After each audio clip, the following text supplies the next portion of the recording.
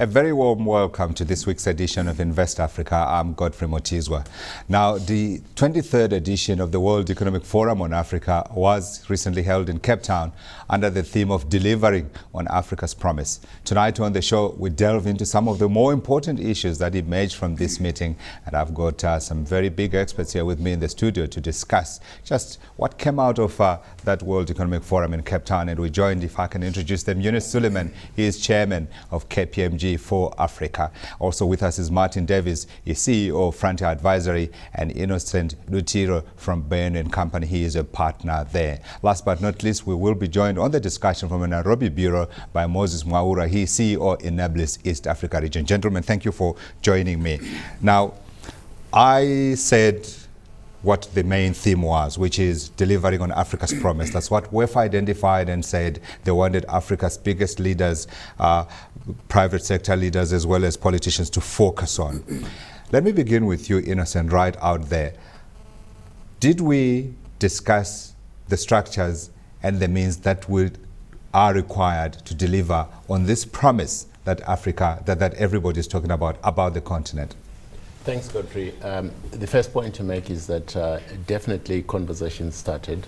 My focus during the 2 and a bit days was on infrastructure. If you look at infrastructure, each country in Africa has got a challenge, an infrastructure challenge, in energy, in ICT, in road transport, etc. That's within the country, but there is a great need for interconnection between the various countries. So it was very important to bring the various players from different countries on one end, and also the private sector with government. A lot of the infrastructure requires enabling legislation. Yeah. A number of the sessions that I attended, particularly the energy one, touched on legislation in terms of putting in the right regulation to enable connectivity between the different countries. Right. If you take Zambia, for instance, Zambia's power demand is not sufficient to economically build a power station just for Zambia itself. Right. But if Zambia has got an option to interconnect with other countries, it would make it economical for them to build a power station and meet their own demands and the regional demands. So the point you're making is that the conversation has started. Infrastructure is an important part of that conversation. Your impressions, Eunice? I'm sure you were in a number of sessions that you attended. You listened to people, you had private meetings with your clients, you had meetings, I'm hoping, with government leaders. What did you get? I think it was exciting. It was the best WEF I've attended. Starting with the state banquet with Nigeria on Tuesday night, I mean, that was a brilliant interaction with a significant number of government officials. And I think that was very useful in a forum whereby networking was at its prime. And so that was followed on Wednesday by the Grow Africa sort of meeting, which I attended, very much focusing on food security, agriculture, producing food for ourselves on the African continent, and also feeding the rest of the world. That's something which is a first. I mean, that session alone had a double number of participants from the previous session in Addis, which was the first session. Yeah. And I think the point that Innocent made about infrastructure received a lot of attention, especially by KPMG, because we had our global head of infrastructure down, Nick Chisholm, together with our regional Europe, Middle East, Africa CEO, as well as our Africa leader of infrastructure. So we spent a lot of time focusing on that subject, which is receiving attention mainly because the huge deficit of infrastructure by at least $45 billion. So that was, I think, very important in terms of the focus. And I think in addition to that, there was a lot of talk about the talent, focusing on talent and mobility. So when I look at that, I think that most people, unfortunately, are reluctant to move around Africa. And I mean, if you look at my situation in perceptions, actually, I think that's part of the problem, isn't it? Yeah, in 1998, when I was asked to go to Nigeria, it was like, what crime did I commit to go to Nigeria? But the fact of the matter, thanks for owning up, Eunice. The fact of the matter is, you know, when you look at the global diaspora of Africans, they need to come back and help Africa to grow, and that's, I think, fundamental. And we need to deploy them around the continent. And we need those skills because that's going to help our growth rate much faster. Yeah, Martin, the conversation has moved on. You would have noticed. I mean, we're talking about delivering on Africa's promise, suggesting that there's something that's happening on the ground. And the two gentlemen have made reference to the fact that they think it was appropriate. They think a conversation has started, and part of that conversation ought to be infrastructure and, of course, talent. Have we moved too fast? is this growth there in enough numbers, in enough strength to justify moving away from worrying about the fragility of that growth and perhaps the robustness and the diversity and strength of that growth? The answer for me, short answer, Godfrey, is no. My sense is that, I've never come across an Economist cover so overquoted as the one a couple of years ago of Africa Rising. Yeah. We hear perhaps too much of that, and we're all buying into sort of, that's the narrative of Africa Rising. Now, from the media, we're actually pushing back and saying, hang on, hello, correct, there must be other rightfully problems so. here. We need to a deeper dive and more greater analysis of this. Clearly, Africa is a very complex, heterogeneous place. To assume that countries in sort of Central Africa, Southern, Eastern, Western, or similar, everyone is different. Some, if you're in Francophone Africa, for example, if you're in Sahel region, you're still stuck in the hopeless continent narrative of 10, 12 years ago. Mauritania. So let's just break it down firstly. I think generally, a general sweeping comment for me, perhaps is and this is very arguable, of course, but perhaps the economics is ahead of the politics. Right. For me, as you answer your question, going forward here, we need to ensure two things. Firstly, the creation of state institutions that can support sustainable, in a non-environmental sense, but sustainable, true sustainable developmental type growth, rather than just headline numbers. Sure. So it's government state institutions. And secondly, the ultimate, and this is largely the Asian experience, the ultimate consequence or outcome of strong, robust growth, be it for a decade, 2 or 3 decades, extrapolating We've done forward, the first decade. we must be a vibrant, substantive private sector based upon a strong, robust capital market. Okay. Are private sectors being created from these robust growth headline figures? Right. And the jury's out. Absolutely. Let's take the conversation to East Africa. Moses, what did you take back when you flew back to Nairobi after Cape Town? Moses? What emerged from the conversations last week was really the focus on the growing number of youth in Africa and the projected 400 million youth in the next 10, 15 years, and the challenges that come around being able to provide jobs for this population of young people, to be able to grow the economy so that it's able to absorb them into employment, and also conversations around education that makes education relevant, to be able to prepare them for that kind of job opportunities that they'll be seeking. And then linking that to what Eunice was talking about, mobility of talent and mobility of labor across the continent. So for me, it's basically employment creation and the youth, projected youth numbers. And also there was an interesting conversation, and in fact a launch by one of the partners on the conference. I think it was Rockefeller Foundation that launched Digital Jobs Africa project, investing I think about 100 million in the next couple of years to be able to explore and create digital jobs across the continent. So for me, that's the big thing that I came back thinking about. How do we make this happen? Yeah. What was your sense, though, in terms of the conversation that took place at WEF? Did you get the sense that these issues were given the appropriate time and experts and forum? Yes, I think one of the ways that the World Economic Forum structure allows for this kind of conversations is to have different themes and different discussions and subgroups. So much as, for example, my colleagues on the panel are talking about sessions they attended about infrastructure, I was completely in a different direction. People talking about, education, talking about social infrastructure to develop young people for the future. So the structure of the conference allows different interests and different focuses to be addressed, and they had very good panels addressing specifically the sessions that I attended. So I think it was very good in terms of resourcing. Yeah, if I can bring the conversation back. Now, one of the other issues that I picked up, and you guys feel free to come back to the other issues that we raised, was around integration. And there was a big focus on the fact that you do need integration in order to be able to drive greater African economic growth. When you contrast the numbers on the continent versus what we have in other parts of the world, we are, of course, the least integrated continent in the world. Apart from that, there was also the issue of other soft issues like governance, etc., etc. But if we just zero in on that integration issue, Is there enough being done to get these economies to work together? Or are we still at an early stage where we just need to be able to grow at any rate before we worry about whether we should be trading between ourselves more than we are doing at the moment? Can I start with you and sweep through the ring? Godfrey, firstly, I think arguably, and that's a very contentious point, is many countries, especially in sort of central sort of regions of Africa, arguably economically non-viable because of their size. Integration is an absolute imperative for these economies to integrate in a respective region.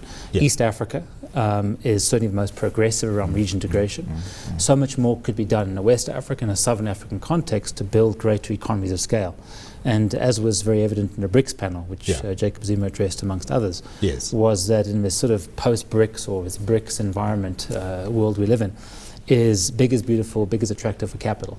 So in order to create a counterweight to the Brazils, Russias, Indias, Chinas, Indonesias, Turkeys, etc., we need to integrate these markets. It's an absolute imperative for economic survival in many cases that this integration conversation, or more importantly, the integration implementation, certainly continues. SADC, for example, 285 million people in SADC, not many people know that. Of course, sort of Angola, DRC, South Africa, the bookends of that, maybe Tanzania as well.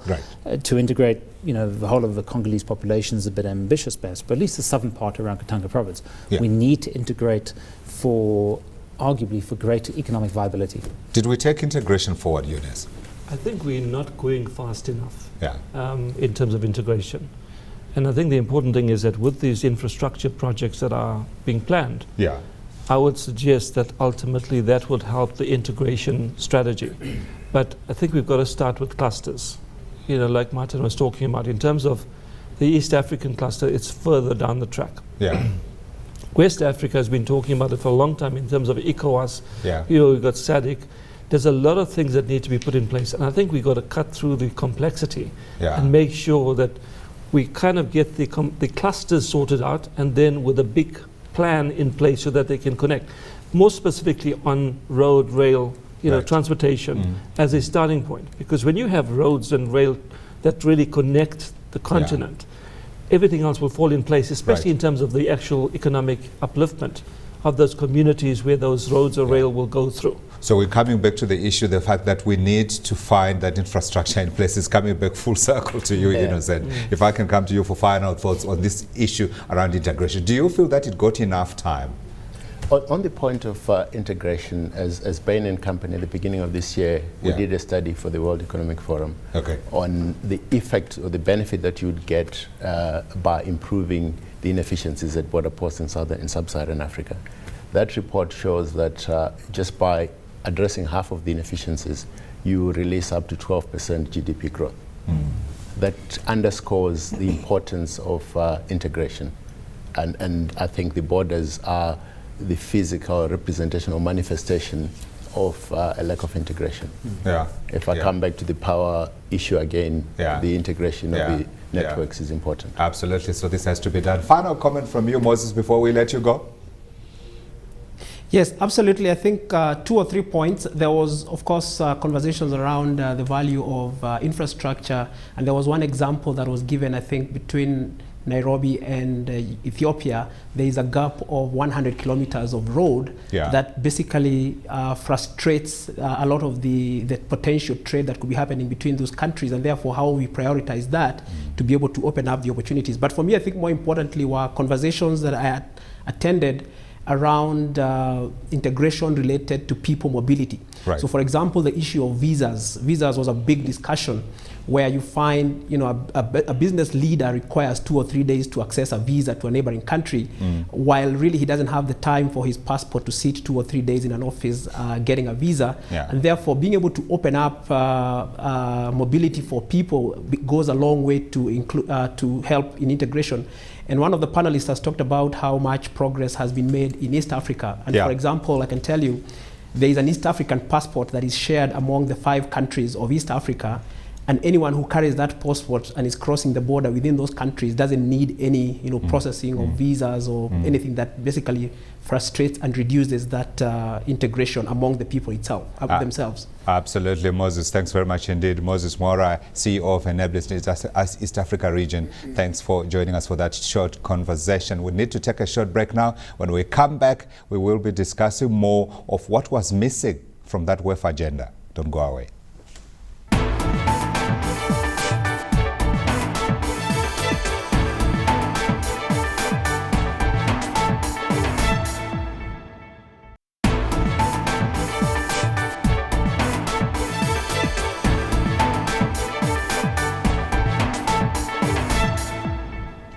Welcome back. You're watching Invest Africa, where we're discussing the 23rd edition of the World Economic Forum on Africa. I still have Yunus Suleiman, Chairman, KPMG, South Africa. And with us still is Martin Davis, CEO of Frontier Advisory. Innocent Lutiro from Bain & Company is a partner. And now on our debate, we're joined by Forbes editor, Chris Bishop. And we'll also have, of course, from our Lagos studios, we'll be joined by Folunso Phillips. He is chairman of the Nigeria Economic Summit Group. Gentlemen, I'm going quickly because we have a lot to discuss and there's very little time to go. Chris, let me begin with you. The impressions we got before you joined us were that infrastructure was an important part of the conversation. Mobility was an important part of the conversation. Issues around skills, education were also important. Integration, particularly, was also a key focus of the meeting.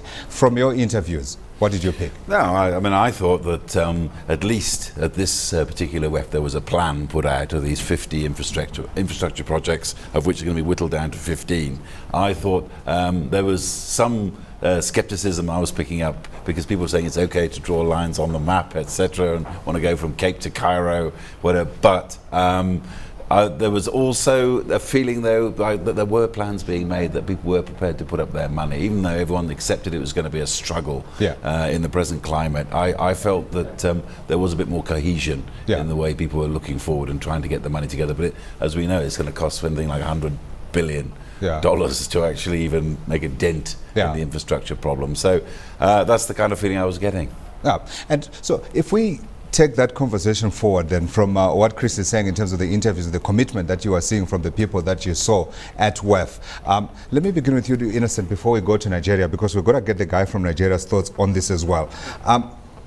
Just what was your sense in terms of the commitment of the political leaders? Because we can all talk until, as the white people say, we are blue in the face, I won't get blue. But we can all do that until they commit, until they put in place policies, structures, procedures, we can't move. What was your sense? Fortunately, I won't be turning blue either. So,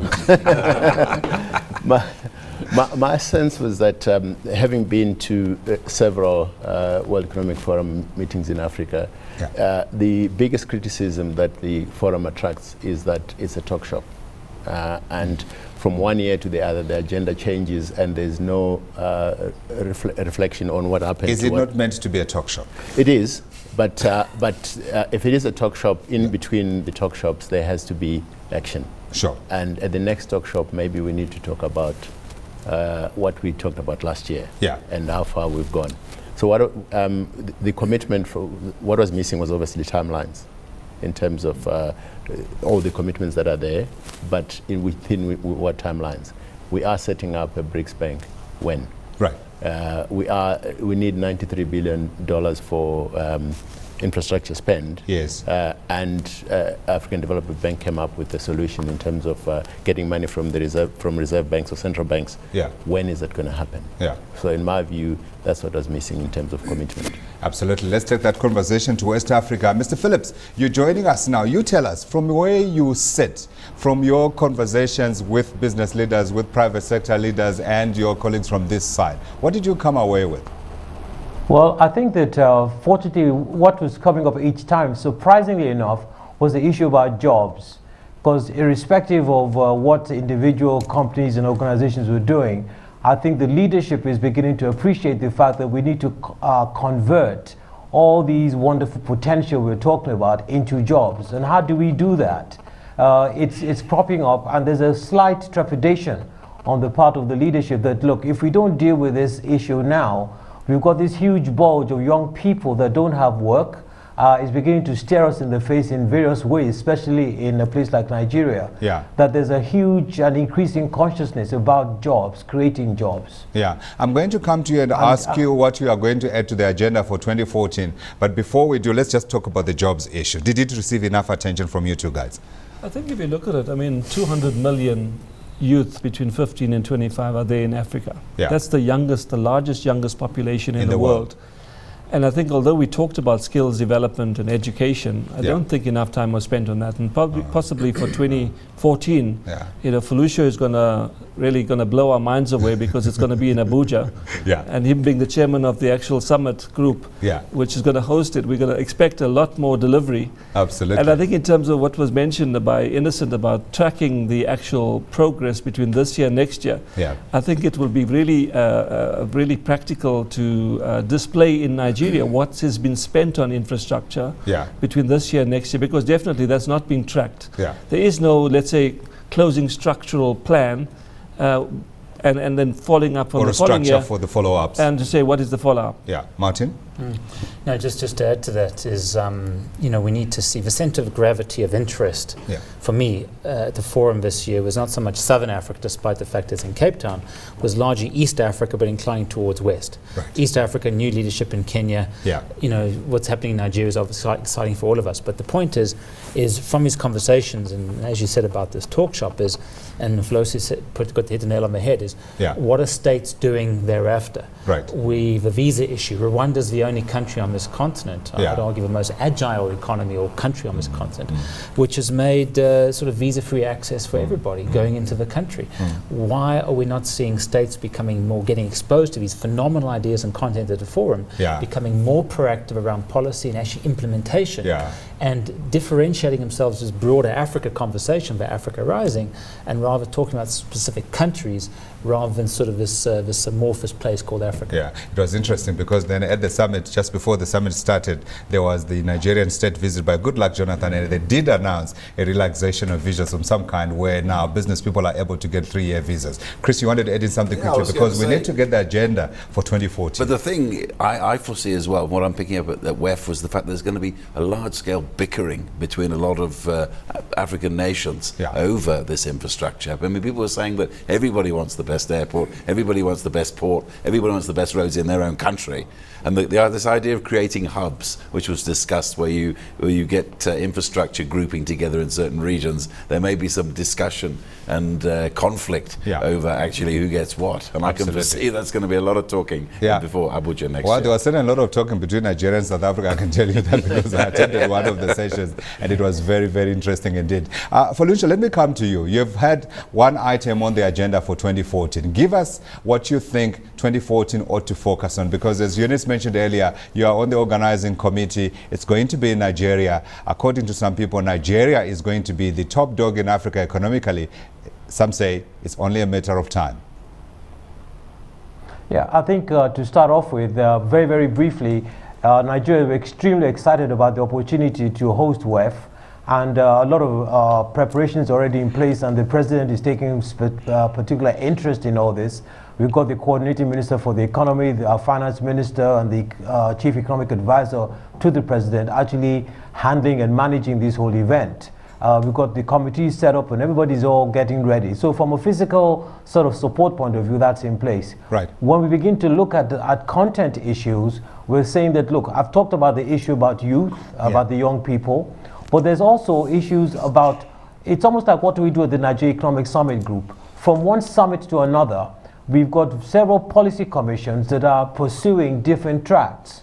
And the whole idea is that by the end of the year, when we meet again for another summit, these different policy commissions are actually reporting on what it is that they're coming up with and what they've done during the year.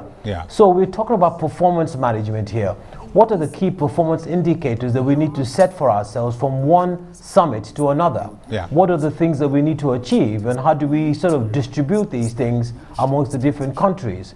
WEF is not an African Union thing whereby we're saying we're all under one umbrella, therefore we can, as a kind of a corporate entity, see what the departments are doing.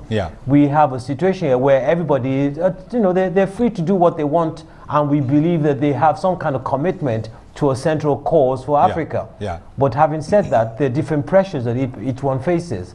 So I think for us, it's what are the key performance indicators that we're going to be watching? How are we going to measure how well we're doing and how much we're achieving so that we don't become a talk shop and we actually deliver on results? Yeah, I was just going to say, the other thing about infrastructure is that we mustn't forget that the infrastructure development in Africa is not going to be done by Africans. We're going to depend on the rest of the world to come with the level of expertise, capability, competence, and the cash to be able to deliver on it. Who is going to be doing it? Is it the Chinese, the Americans, the Europeans? Who? Yeah. Because there's still a battleground that I see as far as that's concerned. Falunsha, before I let you go, I must ask you, do you think we'll be able to get all Africans to come to Abuja without visas, or at least get visas on arrival? Well, I can literally guarantee you that for Africans to come to Nigeria on the visa issue there'll be no problems. Africa is so excited, Nigeria is so excited about this that I can almost promise you that there will be no issues about visas getting into Nigeria. Abuja I can almost promise you that. Abuja 2014, here we come. Chris, I want to go through all of you gentlemen, one item on the agenda that you think should be added very quickly. If I can start with you and then come through our gentlemen very quickly. Okay, well, I would say for a start, education. What are people being educated? Education must be millions more of on the people agenda who are great at literature or social sciences, or should we be getting people who can make things? I agree. The biggest form of empowerment is education. Innocent? I think two things. Yeah. It's okay. Performance management system, as Fola said. Okay. And also greater involvement by key business sectors. I think in Cape Town, there was a clear absence of major players in ICT. Right. That was missing. Yeah. Excellent. Thanks very much. Also diversification, more focus on diversification in terms of also having value-added products and converting our raw materials before exporting them. Yeah, so industrialization, beneficiation, that kind of making ourselves more competitive to trade with each other and increasing intra-regional trade. Yeah, absolutely. Martin? To add to all of that differentiation, Nigeria has 168 million people, I'm told. Yeah. If it had 16 million people or less, would it be interesting? What differentiates the likes of Korea, Singapore, Hong Kong, small populations, but phenomenally competitive and successful states? We need to look at Africa beyond the 1 billion story, beyond the Africa Rising story, and what's differentiating key economies and perhaps regions beyond just the numbers. If you're looking at the continent through a salesman's lens, that's fantastic. But we need to look at long-term success, and that'll be determined by the ability to implement and ultimately the performance of the states themselves. Absolutely. Key differentiator for the African continent we have to have. And this edition of Invest Africa, a big thanks to my guests from me, Godfrey Mutizwa. Until next time, that's goodbye.